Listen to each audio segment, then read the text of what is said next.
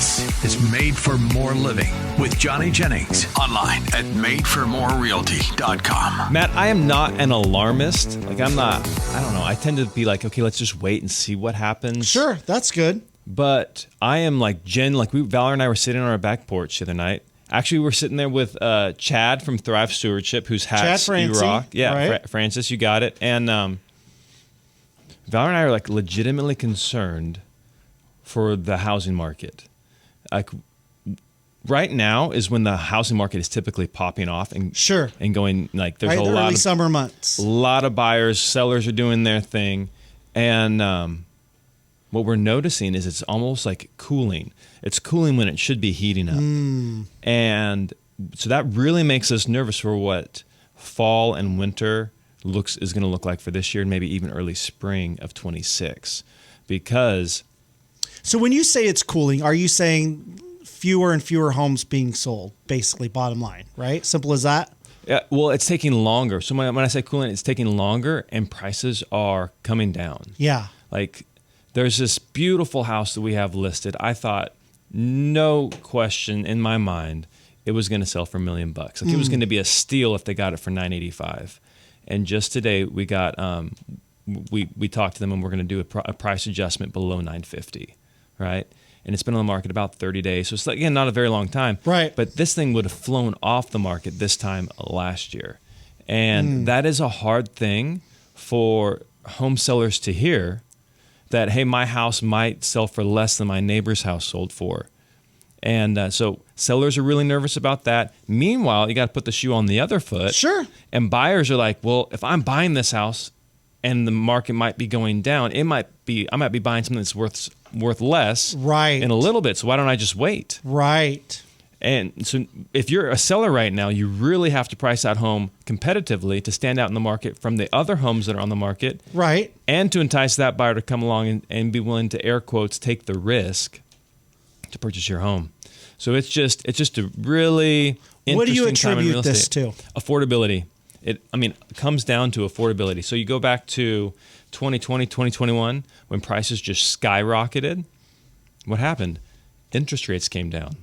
And because interest rates came down, people pay up, like they buy a house. Yes, you think about the purchase price, but what you care about more is that monthly payment. Right. And when interest rates dropped down into the high twos, then all of a sudden you could buy a more expensive house for a more manageable payment. Yes.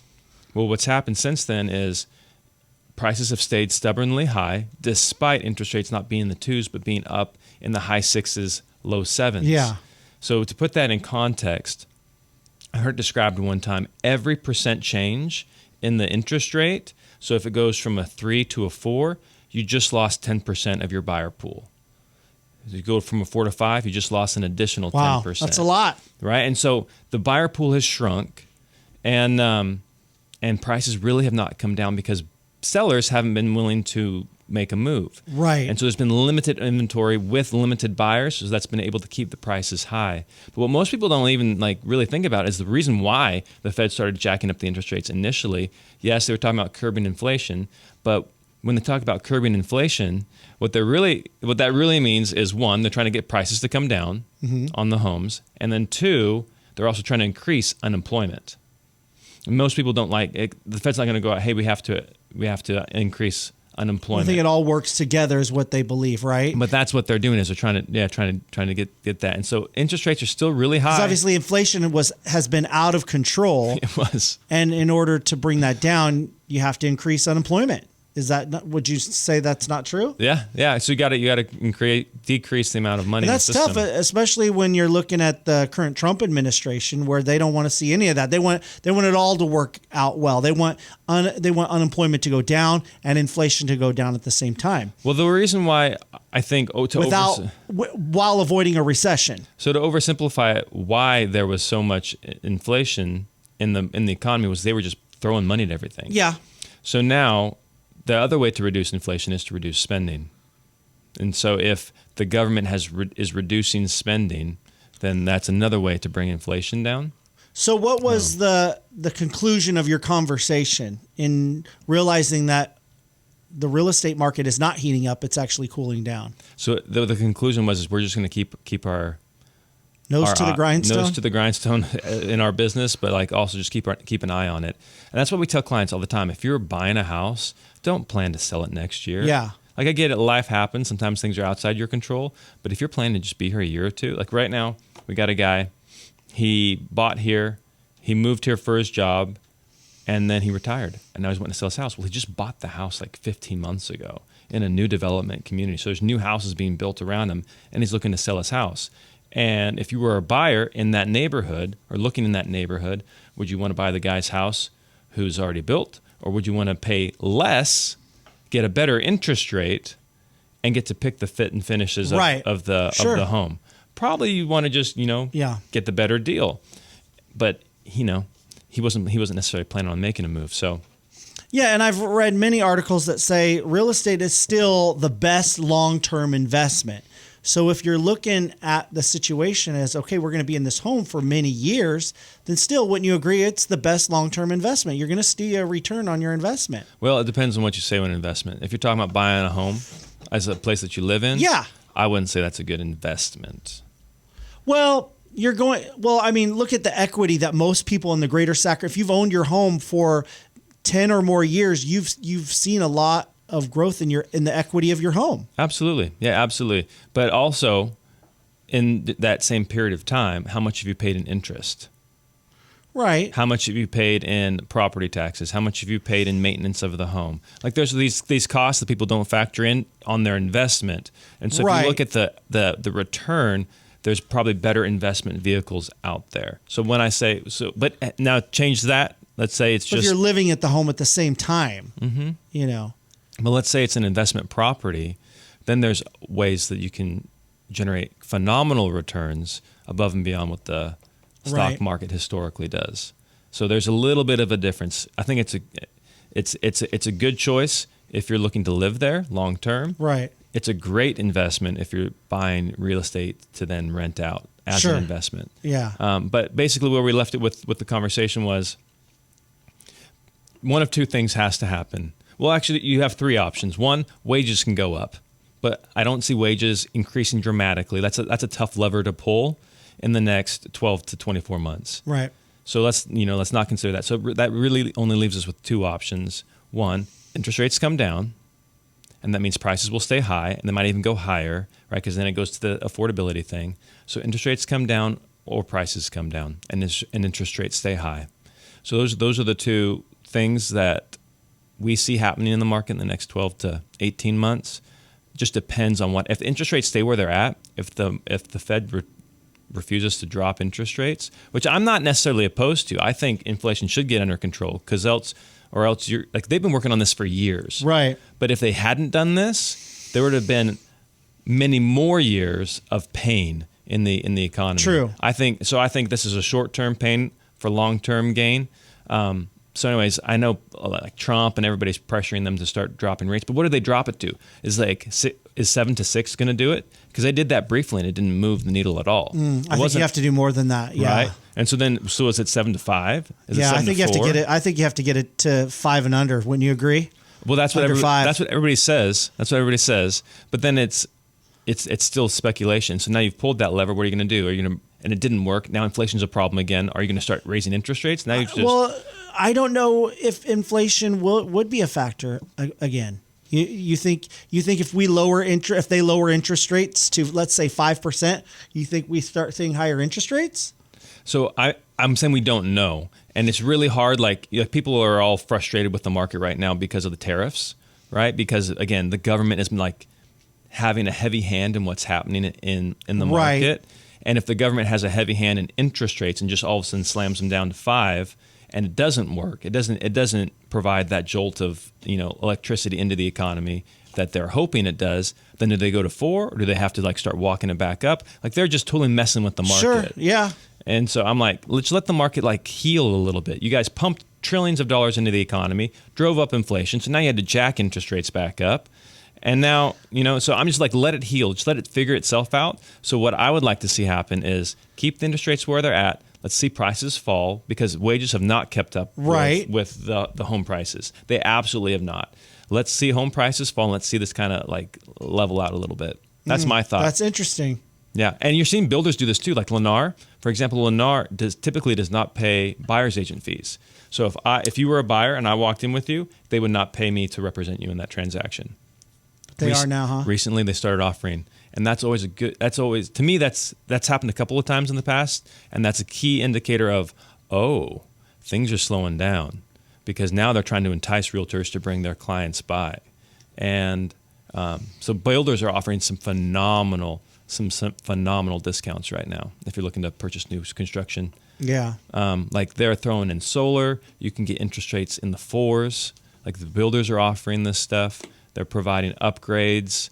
They're just doing just about anything to move these properties. So to me, that's also like, it's very interesting. You would think like a new home smell, like a new construction home would sell for a premium. But right now, they're even struggling to compete with the resale homes. Why? I just think the new people are thinking there's a lot there. I don't have like one specific reason, but if I was purchasing a new build community, I would be nervous about how the value is what's going to happen to that value long term. And Melrose, probably a more direct answer would be Melrose. People hate that. Sure. Like it's like real estate commissions. People will sell their home for less money to avoid paying a realtor. Right. Like there's less money going into your bank account because you didn't pay a real estate agent, but you don't care because you didn't have to pay a realtor. People will buy in a less desirable community just so they don't have to pay Melrose. It's true. Yeah. There's something about it. I don't understand how, I don't understand it. But hey, if you want to buy in a community that doesn't have Melrose, we'll help you. If you want to buy in a community that does, we'll help you. But anyways. So do you see that most new construction have these Melrose? Most of them do. Yeah. Yeah. Interesting. Yeah. It just helps. So how it was described to me once was it helps them keep their prices low. So rather than paying for all these developments, like the sidewalks, the lights, the streets, all that stuff, it kind of just gets financed. Oh, interesting. Into the Melrose. So I know it varies, but how much are you looking at on a regular basis? Well, I don't want to give like a range, but you're looking at hundreds of dollars. Okay. Yeah. A month. Yeah. In the impound account. Yeah. So it's not the. But if you're looking at the monthly, again, you always go back to that. People look at the monthly and then you tack that on. They do. That's probably, I think that might be why some of these newer communities are developing. And some of these, like if you consider West Roseville is doing much better with bringing in, like they're bringing in a Costco, they're bringing in absolutely, yeah, grocery stores. But for a lot of those areas, it's still kind of out there. So if you want to run to the grocery store, if you want to go do something, if you want to drop your kids off at a school, it's like a 30 to 45 minute round trip. But if you're coming from the Bay Area, where you've got nothing nearby. But if you don't have to do that, you can just buy a house that's close to all that stuff. I don't get it. Would you want to live in a new home, or would you want? Oh, absolutely. Really? Yeah, you're not dealing with any of the issues of a pre-owned home. Yeah. So like, do you like? But then I'd also consider those Melrose. It all factors in. So here's something, and then we'll end on this. I was recently meeting with. And again, it just depends on the development. Like, is it out in the middle of nowhere, like you said? Are there trees nearby? Is it all just flat? I mean, you take into all those factors. Is it mature? In the case. Yeah. And but then those if you're telling me that there's a lot more price incentives and I'm getting discounts, then that factors in as well. Yep. So there was a woman, and she was selling her house. She bought this new house. She wanted a fresh start. Within she's only lived there since February, and we're recording this in June, so not even half of a year. And brand new house. She's the first person to live in there. The water line for the fire suppression system burst above her kitchen, flooded her kitchen. The hot water, the tankless water heater, went out.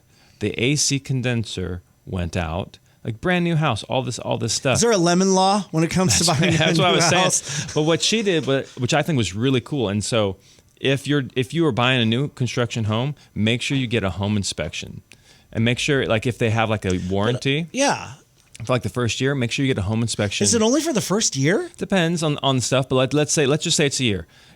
At the around month 10 or 11, have a home inspection company come out. Yeah.